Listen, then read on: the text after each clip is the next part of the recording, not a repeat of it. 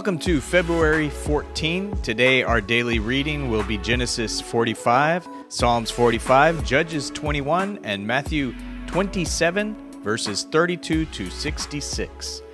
Our word for today comes from three scriptures from Genesis. Genesis 45, verse 5, and then verse 7 and 8. This is the English Standard Version. Verse 5.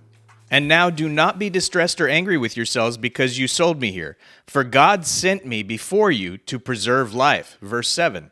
And God sent me before you to preserve for you a remnant on earth and to keep alive for you many survivors. Verse 8. So it was not you who sent me here, but God. He has made me a father to Pharaoh and Lord of all his house and ruler over all the land of Egypt. This is a powerful moment for Joseph and his brothers. His brothers carried the guilt of selling him into slavery and breaking their father's heart. But Joseph could now see the bigger picture. Joseph could see what God was doing. He had a new perspective.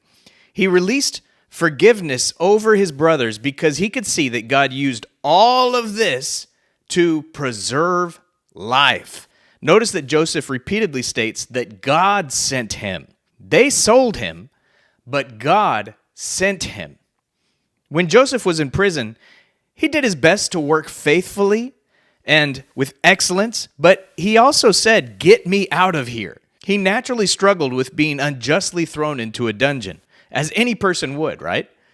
But he didn't allow his circumstances and environment to hinder his faithfulness. In the 13 years of slavery and imprisonment, he never stopped serving faithfully and with integrity. Suddenly, after all that time, in one day, he was promoted from criminal slave to father to Pharaoh.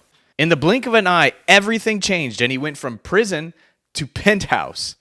This is miraculous. All of those challenges that seemed so unjust and terrible were actually used by God to prepare and position him to be a life preserver for others, a man of unsinkable integrity in the midst of the storm.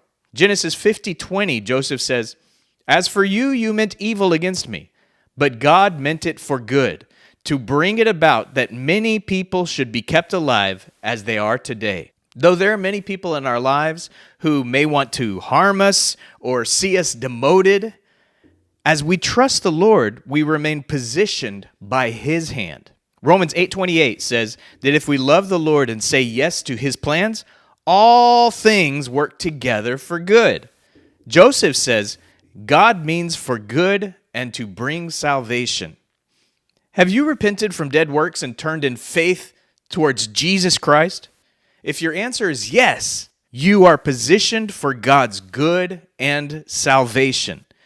It may not feel like it, but he intends good for you, and his plan is to bring salvation through you and through your life. Will you trust his plans for your life? Has Christ made you a victim or a victor? It's up to you to decide. Have you been sold or sent? Genesis 45, New Living Translation. Joseph could stand it no longer.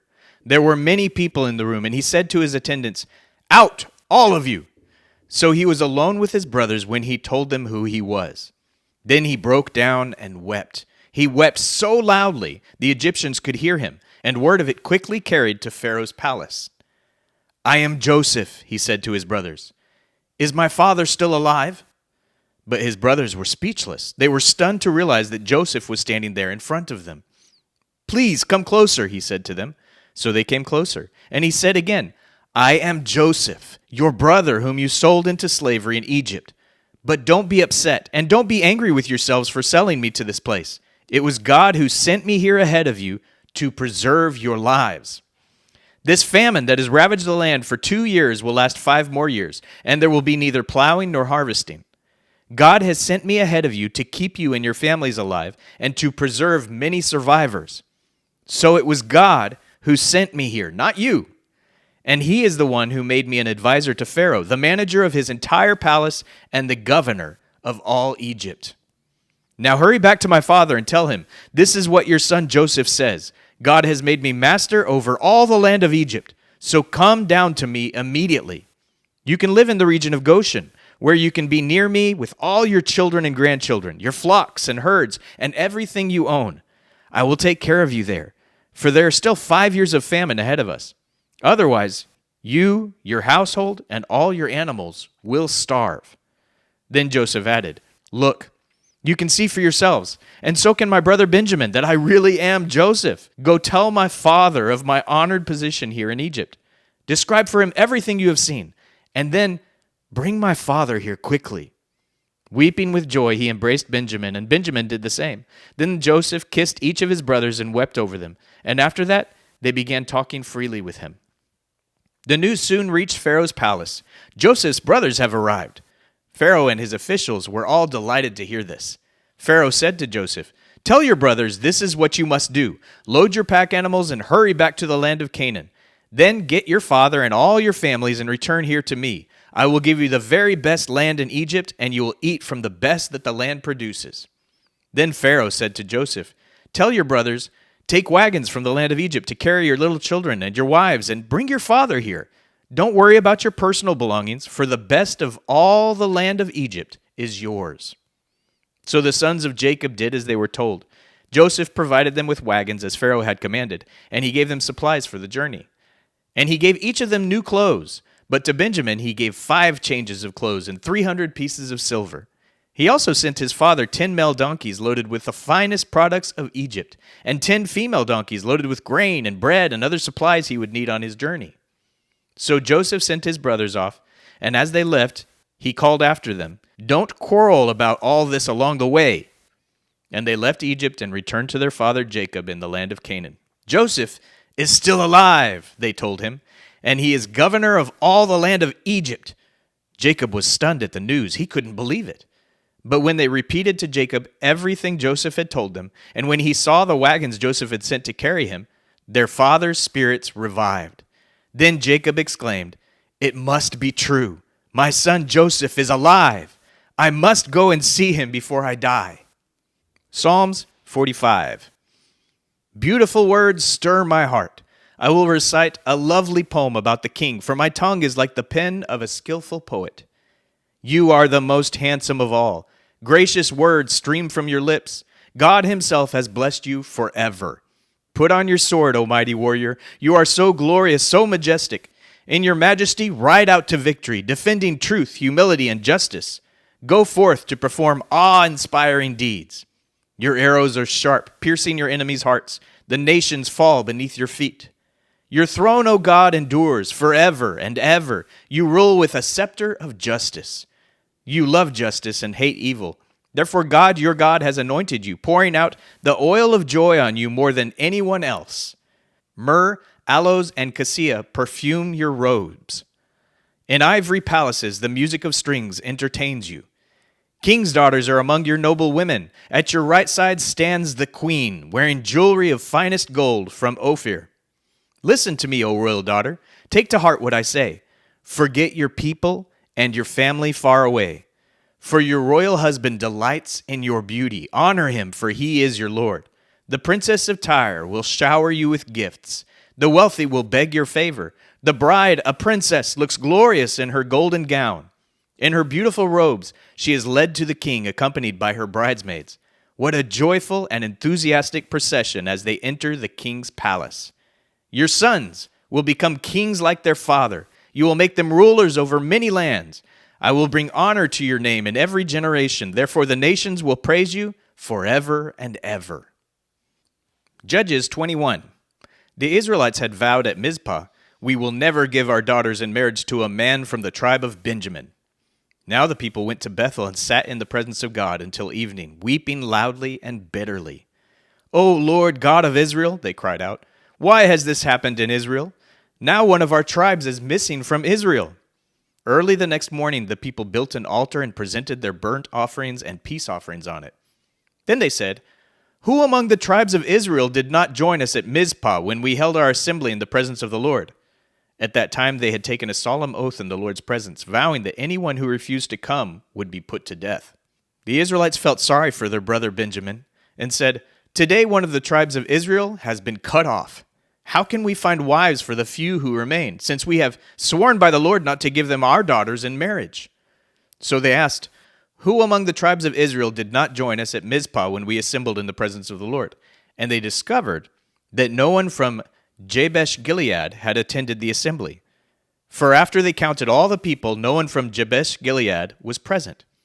So the assembly sent 12,000 of their best warriors to Jabesh-Gilead with orders to kill everyone there, including women and children. That is what you are to do, they said. Completely destroy all the males and every woman who is not a virgin. Among the residents of Jabesh-Gilead, they found 400 young virgins who had never slept with a man, and they brought them to the camp at Shiloh in the land of Canaan. The Israelite assembly sent a peace delegation to the remaining people of Benjamin, who were living at the rock at Rimmon. Then the men of Benjamin returned to their homes, and the 400 women of Jabesh-Gilead who had been spared were given to them as wives.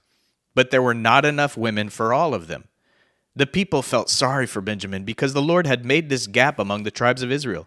So the elders of the assembly asked, how can we find wives for the few who remain, since the women of the tribe of Benjamin are dead?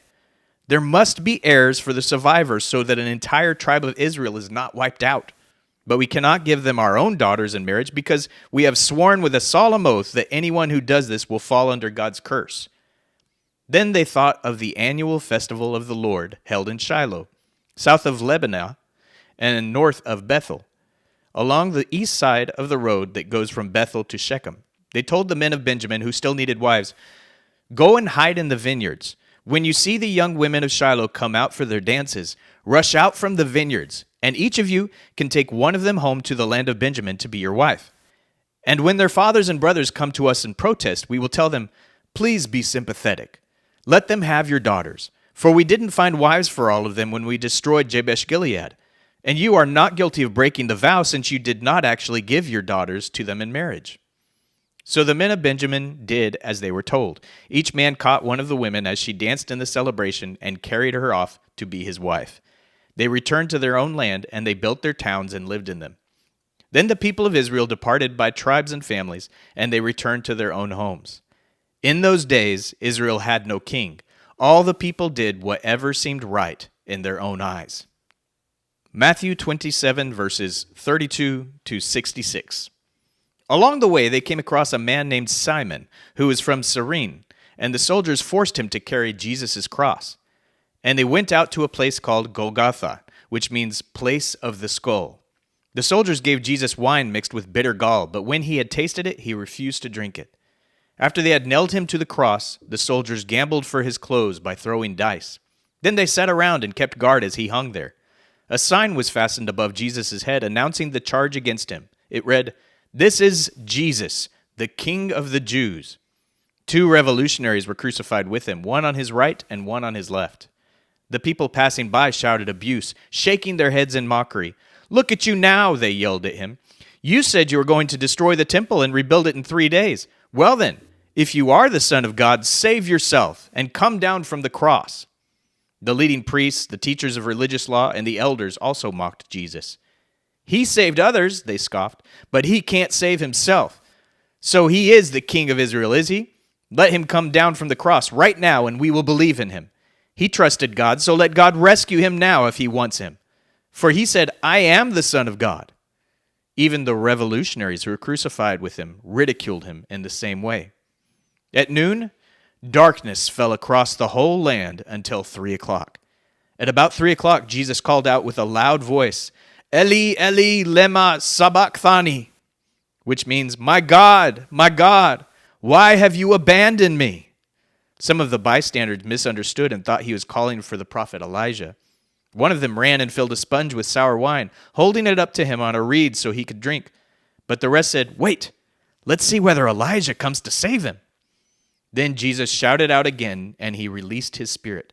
At that moment, the curtain in the sanctuary of the temple was torn in two from top to bottom. The earth shook, rocks split apart, and tombs opened. The bodies of many godly men and women who had died were raised from the dead. They left the cemetery after Jesus' resurrection, went into the holy city of Jerusalem, and appeared to many people. The Roman officer and the other soldiers at the crucifixion were terrified by the earthquake and all that had happened. They said, "This man truly was the Son of God." And many women who had come from Galilee with Jesus to care for him were watching from a distance. Among them were Mary Magdalene, Mary, the mother of James and Joseph, and the mother of James and John, the sons of Zebedee. As evening approached, Joseph, a rich man from Arimathea, who had become a follower of Jesus, went to Pilate and asked for Jesus' body. And Pilate issued an order to release it to him. Joseph took the body and wrapped it in a long sheet of clean linen cloth. He placed it in his own new tomb, which had been carved out of the rock. Then he rolled a great stone across the entrance and left. Both Mary Magdalene and the other Mary were sitting across from the tomb and watching. The next day on the Sabbath, the leading priests and Pharisees went to see Pilate. They told him, "Sir, we remember what that deceiver once said while he was still alive. 'After 3 days I will rise from the dead.' So we request that you seal the tomb until the third day. This will prevent his disciples from coming and stealing his body and then telling everyone he was raised from the dead. If that happens, we'll be worse off than we were at first." Pilate replied, "Take guards and secure it the best you can." So they sealed the tomb and posted guards to protect it.